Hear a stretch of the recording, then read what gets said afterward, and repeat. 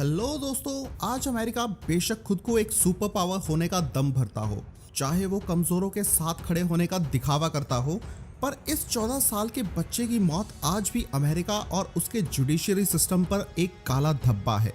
इस केस की परतें जब 2014 में खुली तो पूरा अमेरिका शर्मसार हुआ। किसी के पास कोई जवाब नहीं था कि क्यों इस 14 साल के बच्चे को, जिसका नाम जॉर्ज था, केवल नस्ल भेद के चलते एक इलेक्ट्रिक चेयर पर बैठाकर 5340 वोल्ट के करंट देकर बेदर्दी से मार दिया गया। ये घटना है 1944 की। 20वीं शताब्दी का ये इकलौता मामला था जब इतनी छोटी उम्र के बच्चे को सजाए मौत दी गई। उसके बाद कभी भी किसी बच्चे को मौत की सजा नहीं दी गई। हर देश में मौत की सजा देने के अलग अलग तरीके थे। जैसे हमारे देश में फांसी दी जाती है, वैसे ही उस वक्त अमेरिका में इलेक्ट्रिक चेयर के द्वारा मौत की सजा दी जाती थी, जहां हजारों वोल्ट का करंट देकर बड़ी बेदर्दी से जान ली जाती थी। उस बच्चे को भी उस इलेक्ट्रिक चेयर पर बिठाया गया, उसके हाथ पैर बांध दिए गए, फिर उसके सर पर वो लोहे की कैप पहनाई गई जिसके जरिए करंट पूरे शरीर में दौड़ता था। क्योंकि बच्चा छोटा था और वो कैप उसके सिर तक नहीं पहुंच रही थी, तो कुर्सी पर काफी सारी किताबें लगाकर उस बच्चे को उस पर बैठाया गया ताकि वो लोहे की कैप उसके सर पर फिट बैठ सके। स्विच ऑन किया गया। 5340 वोल्ट के झटके उस बच्चे को दिए गए जिससे उसकी मौत हुई। उस वक्त बहुत से लोगों ने इसके खिलाफ आवाज उठाई, लेकिन उन सब की आवाजों को दबा दिया गया। और फिर 70 साल बाद ये खुलासा हुआ कि वो बच्चा बेकसूर था, उसे फंसाया गया था। ये घटना है मार्च 1944 की। जॉर्ज अपने माँ बाप और भाई बहन के साथ अमेरिका के साउथ कैरोलिना में रहता था। जॉर्ज का परिवार एफ्रो अमेरिकन मूल का था, यानी वो लोग काले थे। कालों और गोरों के बीच का ये नस्ल भेद वहाँ बहुत पुराना है।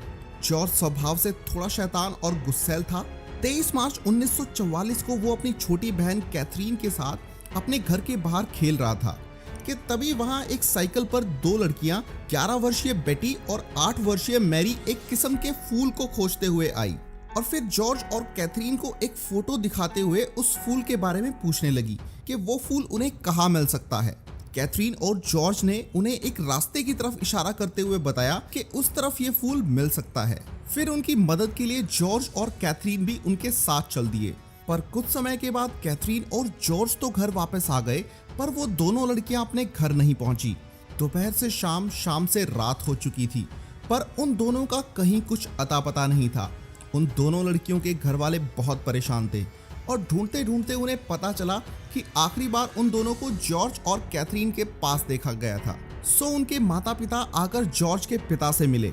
जॉर्ज के पिता ने भी अपने बच्चों से पूछकर बताया कि हाँ, वो दोनों यहाँ आई थी, और फिर सब लोग मिलकर उन्हें ढूंढने निकल पड़े।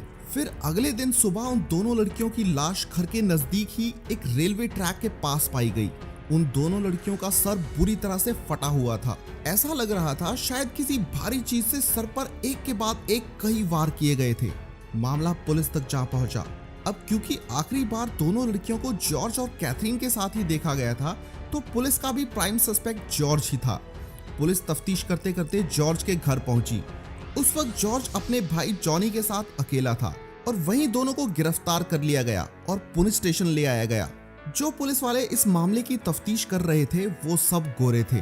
अगले ही दिन कैरोलिना पुलिस ये बयान देती है कि जॉर्ज ने अपना जुर्म कबूल कर लिया है। वारदात के पीछे के कारण के बारे में पुलिस ने बताया कि जॉर्ज बेटी के साथ जबरदस्ती करना चाहता था, पर अगर वो मैरी के सामने ये सब करता तो वो उसका राज खोल देती, इसलिए उसने पहले मैरी को ठिकाने लगाने का सोचा। पर जैसे ही वो ऐसा करने वाला था, बेटी और मैरी दोनों उस पर टूट पड़ी। फिर दोनों को खुद पर हावी होता देख जॉर्ज ने पास पड़े एक लोहे के बीम से दोनों के सर पर 4 वार किए, जिससे उन दोनों की मौत हो गई। इस केस के अरेस्टिंग ऑफिसर एच.एस. न्यूमैन ने लिखित बयान भी दिखाया जिस पर जॉर्ज के कोई साइन नहीं थे, लेकिन उन्होंने मीडिया में कहा कि ये जॉर्ज का ही बयान है। जॉर्ज की गिरफ्तारी के बाद उसके परिवार पर तो जैसे मुसीबतों का पहाड़ टूट पड़ा। उसके पिता जहां काम करते थे उन्हें नौकरी से निकाल दिया गया। जिस घर में वो किराए पर रहते थे उन्हें उस घर से भी निकाल दिया गया। ट्रायल से पहले 81 दिन जॉर्ज पुलिस की कस्टडी में रहा, लेकिन इतने दिनों में एक बार भी परिवार को जॉर्ज से नहीं मिलने दिया गया। परिवार के लोग ये मानने को तैयार ही नहीं थे कि उनका बेटा ऐसा कर सकता है। 80वें दिन इसका ट्रायल शुरू हुआ। आनन फानन में पुलिस ने खुद ही जूरी का गठन किया। समाज से जो 5 लोग पुलिस ने जूरी के रूप में कोर्ट को दिए, वो पांचों भी गोरे थे और पुलिस के द्वारा ही दिए गए थे। एक भी ब्लैक नहीं था या कोई ऐसा नहीं था जो जॉर्ज के हक की बात रख सके।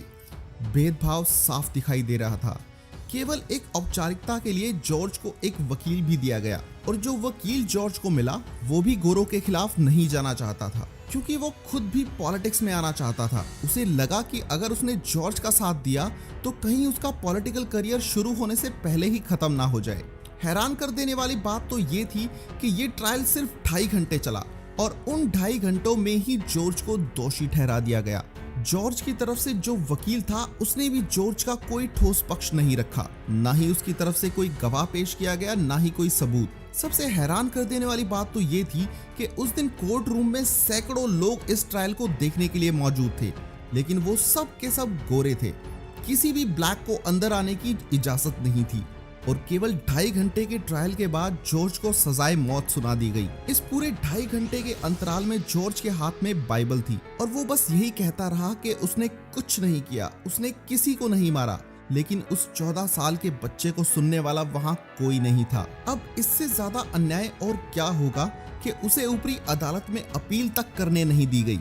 जॉर्ज के परिवार को धमकाकर शहर से बाहर कर दिया गया। जॉर्ज के पिता ने वहां के गवर्नर से रहम की अपील की, जिसे ठुकरा दिया गया। फिर उसके बाद 16 जून 1944 को उसे मौत की सजा देने के लिए साउथ कैरोलिना के सेंट्रल करेक्शन जेल ले जाया गया। शाम करीब 7:25 पर उसे इलेक्ट्रिक चेयर पर बैठाया गया, लेकिन सिर्फ 5 फीट की हाइट के इस बच्चे के लिए वो कुर्सी काफी बड़ी थी, इसलिए जो बाइबल वो हर वक्त अपने हाथों में रखता था उसे ही कुर्सी पर रखा गया और फिर उसके साथ कुछ और किताबें जोड़कर कुर्सी की ऊंचाई बढ़ाई गई ताकि सर पर वो लोहे की कैप फिट बैठ सके। 7:30 पर जॉर्ज से पूछा गया कि क्या वो कोई आखिरी शब्द कहना चाहता है, लेकिन अपनी आंखों में आंसू के साथ जॉर्ज ने ना में सर हिलाया। इसी के साथ ही पुलिस ऑफिसर ने उस इलेक्ट्रिक चेयर का बटन दबा दिया, जिससे 5340 वोल्ट का करंट निकला। 8 मिनट के बाद जॉर्ज को मृत घोषित कर दिया गया। उसके चेहरे पर लगा मास्क पूरी तरह से जल चुका था। उसके दांतों में से धुआं निकल रहा था। उसकी मौत हो चुकी थी। केस बंद कर दिया गया। वक्त बीतता गया। जॉर्ज की बहन कैथरीन, जो कि उस वक्त उसके साथ थी, अब 70 साल से ऊपर की हो चुकी थी। उसे और उसके परिवार को हमेशा ये मलाल था कि जॉर्ज के साथ बहुत गलत हुआ। वो जब भी कभी लोगों से बात करते तो अक्सर इस पर अफसोस करते। आखिर कुछ लोगों ने इस केस को फिर से खोलने का डिसाइड किया। उस जज से भी संपर्क किया गया जिसने इस केस में फैसला सुनाया था। आखिर 70 सालों के बाद साउथ कैरोलिना के उस जज ने माना कि जॉर्ज के साथ बहुत अन्याय हुआ। उसे उसके कानूनी हकों से दूर रखा गया था और जो फैसला सुनाया गया था वो भी एक तरफा था। इस केस को न्याय अन्याय के बजाय गोरों और कालों का रंग दिया गया था। जॉर्ज के साथ अन्याय हुआ था ये तो सबको पता था, पर सवाल ये था कि क्या वाकई जॉर्ज ने उन दोनों लड़कियों को मारा था। पोस्टमार्टम की रिपोर्ट्स दोबारा से निकाली गई, जिसमें लिखा था कि उन दोनों लड़कियों के सर पर बहुत भारी चीज से एक के बाद एक कई वार हुए थे और पुलिस ने अपनी रिपोर्ट में भी एक लोहे की बीम का जिक्र किया था।